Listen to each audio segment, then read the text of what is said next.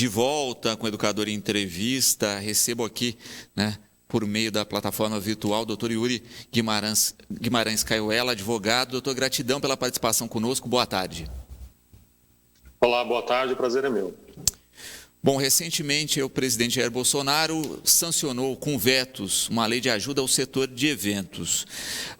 Doutor, a gente viu aí o quanto esse setor sofreu, né? Foi o primeiro a ser paralisado no início da pandemia, e a gente sabe que é o último a voltar, de fato, com seu fôlego total. Como é que o senhor tem acompanhado, em especial, essa lei de ajuda para o segmento? Luciano, esse segmento, como você bem disse, foi um dos mais prejudicados, né? Estima-se algo em torno de 75 milhões de empregos que foram perdidos na área do setor, né, de turismo e eventos. Só no Brasil, 1,3 milhões de empregos foram fechados, né? E praticamente 98% dos eventos no Brasil foram impactados. Então, o projeto de lei, antes dessa publicação que ocorreu ontem, né, no Diário Oficial, ela previa uma gama maior, né, de benefícios, mas, no fim, ela foi publicada ontem, como você bem disse, com alguns vetos. Mesmo com esses vetos, ela tende a ajudar esse setor que foi muito, muito prejudicado. Perfeito. Muito se fala na questão do volume de recursos, né?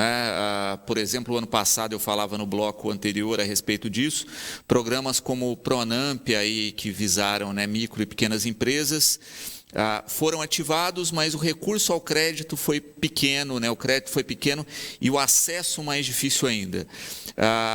Você acredita que, de fato, os promotores de evento, aí, esse segmento tão comprometido, vai conseguir acessar essas medidas e esse crédito? Então, espero que sim, né? Essa é a intenção da lei, né? Espero que sim.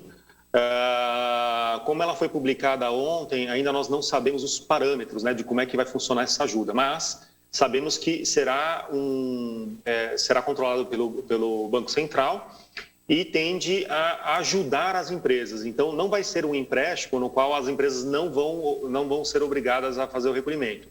Essencialmente, esse programa que foi publicado ontem, que chama PERSE, né, Programa Emergencial de Retomada do Setor de Eventos, ela promove duas grandes frentes. A primeira é a questão dos débitos, né, tributários e não tributários. Então, o governo, por meio desse programa, ele concede incentivos, né, que é a redução de até 70% de toda a dívida, né, e um prazo de 145 meses para que essas empresas possam pagar, né, a dívida no âmbito tributário e não tributário.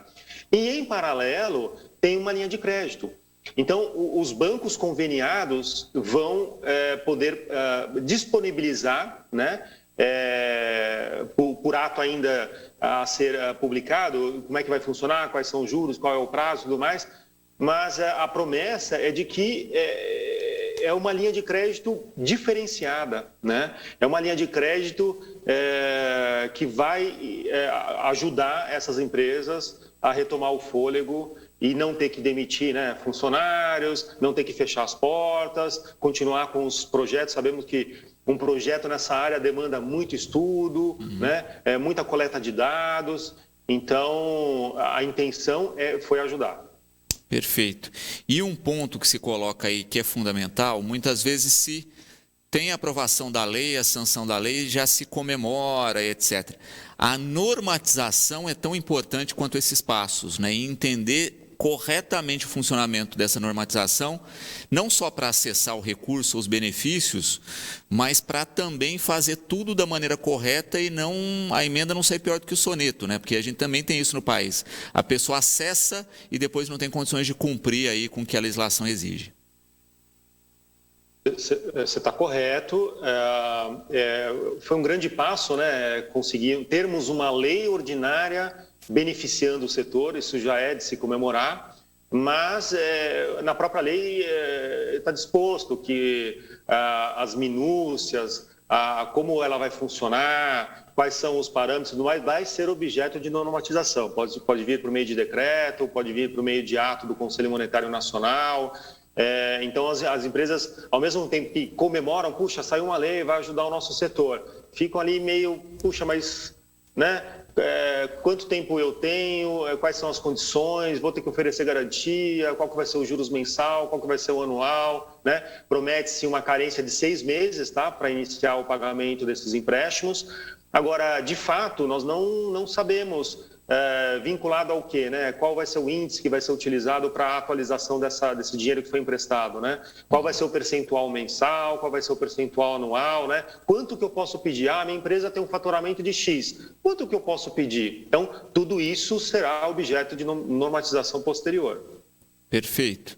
E até porque se tem também esse limbo que nós estamos no último ano, olha, minha empresa tinha faturamento de X, né? Hoje ela não tem mais o mesmo faturamento, então tem que se pesar isso também, porque às vezes se vai com muita sede ao pote, se pega um empréstimo baseado no faturamento antes da pandemia, e a gente não sabe se isso vai se manter no pós-pandemia, né? Então, às vezes se dá um passo maior do que se pode caminhar aí.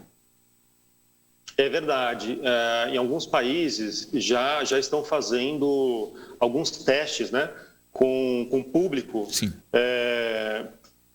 para analisar o efeito da contaminação das pessoas que participam de um show. Então, é praticamente impossível, dentro de um show, você ter várias pessoas na pista e as pessoas ficarem distantes uma das outras, né? Então, nós temos alguns testes que estão sendo realizados, em especial na Europa, com máscara e sem máscara, mas por hora os resultados são animadores, né? Ao que tudo indica, com essa vacinação em massa, a expectativa é de que sim, a gente possa retornar a termos eventos, né? Shows, feiras, né? E que a gente sabe que o número de pessoas é grande, né? E é praticamente impossível você manter o distanciamento recomendado pela OMC, de 1,5 metro de distância entre as pessoas. Perfeito. Pensando aí nessa próxima fase, né, a gente tem alguns dias ainda para essa normatização, não é? Mas mesmo com esse processo, também é importante que as empresas do setor já comecem a se planejar e a se preparar para isso, porque também um outro dificultador aí, muitas vezes a gente sabe, olha, abre-se esse crédito, quem chega primeiro tem acesso, e quem demora um pouco acaba muitas vezes não conseguindo acessar, né, doutor? A intenção, Luciano, é que, no que diz respeito à linha de crédito, né, ela possa ser concedida para todas as empresas que pedirem, né? O ministro Paulo Guedes e o próprio Bolsonaro destacaram que o objetivo da lei, em sua maioria, é ajudar os médios e os pequenos, né? Uhum. Porque os grandes, as multinacionais, conseguem passar por esse momento de dificuldade, né? Agora, nós sabemos, e a gente falou isso na primeira parte da entrevista, os pequenos e os médios quase que, sabe, não tem aquela gordura para ser queimada, né? Uhum. Então a intenção é de que todo mundo que bata na porta, né, do governo e dos bancos para usufruir desse programa especial tenha, sim, a aprovação dessa linha de crédito. E eu acho que um ponto importante é quando a gente pensa em turismo e evento, a gente fica com dúvida, mas quais são as empresas que estão dentro da área, né, de turismo e evento? É só show? Não é só show. A gama de empresas, inclusive esse é um item que vai ser objeto de regulamentação. Quais são os quinais, né, os códigos de atividades econômicas que vão poder se beneficiar? O que eu, governo, entendo que é turismo e evento. Então, mas eles deram vários exemplos. Por exemplo, empresas de congresso, feiras, eventos esportivos e sociais, promoções culturais, feiras de negócios, né, os próprios shows, festas, simpósios e espetáculos em geral, né, casas de evento, casas noturnas, casas de espetáculos, hotéis, né, salas de cinema, né, e os prestadores do serviço de turismo. Então, veja que a gama de atividades econômicas que podem ser beneficiadas é bem extensa. Perfeito. E justamente, né, quando se pensa nos congressos, nesse filão de eventos, muitos se adequaram para as plataformas online aí, né? Tiveram essa mudança, os grandes conseguiram fazer essa mudança, mas ainda assim a gente vê que acaba prejudicando outros segmentos do setor, né? Olha, mudei para o online, aquelas estruturas de hotelaria que, né, eram parceiras e se firmavam aí ficaram de fora, né? Então várias estruturas de apoio acabaram prejudicadas.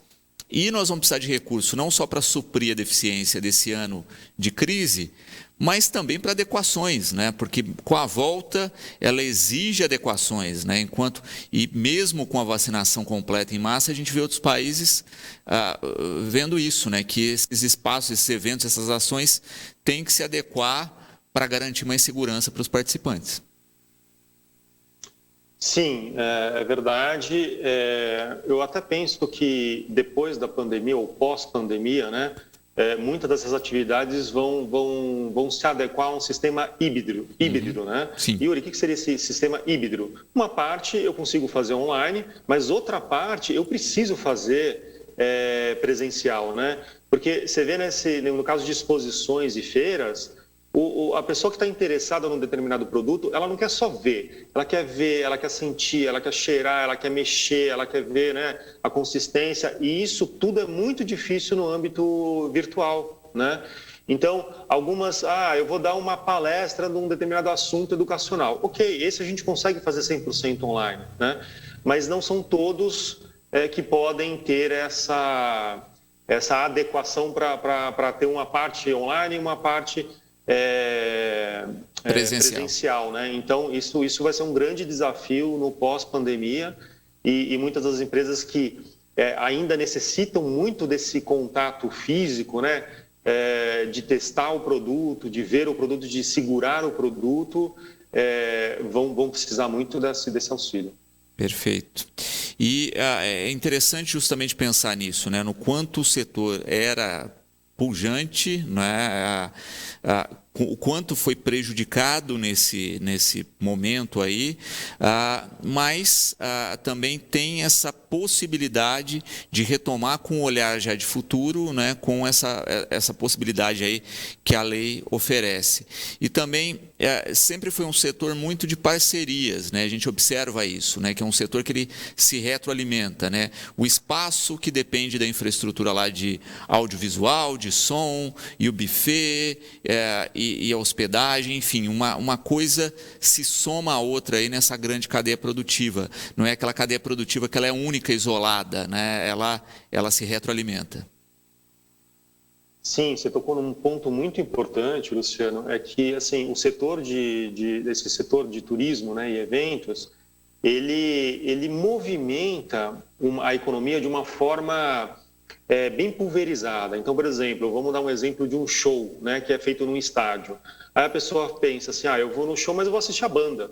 Mas não é só a banda, né? Por detrás da banda você tem o pessoal que faz a montagem do palco, você tem o pessoal do camarim, você tem o pessoal do som, você tem o pessoal da iluminação, você tem o pessoal dos fogos, o pessoal da segurança, o pessoal da parte da pista, né? Da montagem, o pessoal de alimentação, o pessoal de bebidas. Então, assim, é um setor que ele se vale dessas parcerias e se vale dessas atividades que são multidisciplinares, né?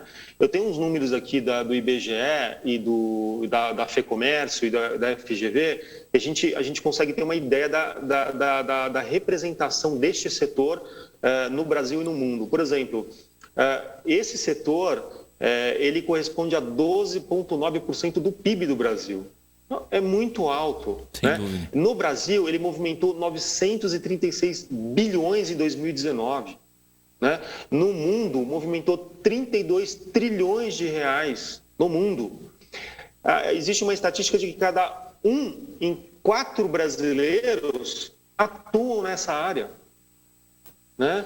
É um número muito alto. E para cada R$1 investido, tem uma expectativa de retorno de 14% a 17% na economia local. Né? Você mencionou sobre a sua cidade. Então, assim, é uma atividade econômica que movimenta muita gente. né? É por isso que R$1 investido nesse setor movimenta 14, 17 reais. Precisa de acomodação, precisa de alimentação, precisa de bebida, precisa de segurança, né? Então o governo fez bem em publicar essa lei, em fazer esse programa. Muito se fala, mas não fez isso, não fez aquilo, não fez aquele outro, tal. Não fez. Poderia ter feito mais, mas de qualquer forma nós tivemos a publicação da lei e agora as pessoas que precisam, né, agora têm o direito, porque o direito está previsto em lei e podem correr atrás, né? Perfeito, e é justamente vital isso, até porque é uma roda econômica que a gente sabe que vai demorar um pouquinho para aquecer, né? Porque ela ainda, né, mesmo que a gente tivesse hoje vacinação em massa e liberação automática disso, né, muitos desses segmentos já fecharam a porta em definitivo, né, tantos outros se desfizeram de parte das suas estruturas, né, a gente vê muita gente aí de estrutura de som, luz, etc., que se desfez disso, né, então a gente tem aí um caminho a se trilhar para conseguir recompor esse fator da nossa cadeia produtiva tão grande, né? A gente tem que lembrar que o Brasil sempre foi aí uma porta para o mundo, né? Quando a gente fala do turismo, né? E muitas cidades inteiras, né? Quando a gente pensa aí em grandes cidades de recepção turística, estão sofrendo, né?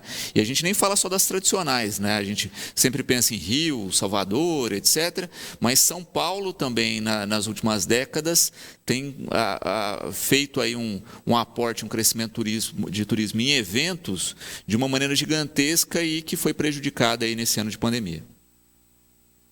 Sim. São Paulo, inclusive, é referência, né? Quando a gente fala de evento de grande porte, né? Seja a feira, por exemplo, no AMB, seja os shows que são realizados no Allianz Parque, no Morumbi. O São Paulo é uma referência para o mundo, né? No que diz respeito a eventos, sejam eles de shows, de feiras, né? A gente está no holofote do mundo todo. E esses pequenos e médios, né, que você mencionou que já sofreram e alguns, inclusive, já fecharam as portas, quando eles forem bater na porta do banco para poder conseguir essa linha de crédito especial, essas normatizações ainda vão sair, mas alguns direitos já constam dessa lei que foi publicada. Um deles, por exemplo, é o fato de que quando este empresário, né, essa empresa de médio e pequeno porte, for lá no banco associado, né, a esse programa, o que a gente tem visto em outras situações? Quando, por exemplo, uma pessoa que vai fazer um empréstimo para comprar a casa própria, né? Eu quero me beneficiar dessa linha de crédito. Aí você vai lá no banco, eles te pedem um monte de documento, um monte de comprovação e mais. Mas olha só, para você conseguir essa linha de crédito, você tem que fazer um depósito poupança, você tem que fazer um investimento, e já consta dessa lei que os bancos estão impedidos de exigir dessas pessoas que estão necessitadas você quer essa linha? Então faz aqui um investimento em fundo, faz um CDI, faz não sei o quê. Não, já está lá na lei. Você não precisa fazer isso para conseguir essa linha de crédito especial. Então é um ponto importante, já consta da lei, né? Então o empresário que for surpreendido com essa requisição do banco, seja ele qual for, não, você quer isso, mas tem que fazer uma aplicação aqui no fundo de investimento, numa poupança. Não tem, e a lei já tem essa previsão. Perfeito, doutor Yuri, gratidão pela participação conosco, esperamos agora a regulamentação para voltar a falar do tema aí com mais profundidade, né? E que bom que o setor tem agora essa possibilidade de fôlego aí, né, para batalhar e para que a gente enfrente essa reta final da pandemia. Gratidão pelos esclarecimentos e fica sempre aí, né, o programa de Portas Abertas para falar também aí do trabalho de vocês com aporte aí e com o auxílio a esse ramo, né, que está tão prejudicado nesse momento. Ótimo, eu que agradeço. Aqui no Cerqueira Leite a gente está a postos, né, para auxiliar em quaisquer dúvidas, né, seja com relação a essa lei, seja com relação ao setor, regime especial. É um setor que, como dissemos, né, movimenta diversas áreas e ficamos à disposição. Eu que agradeço a oportunidade de participar do programa de vocês.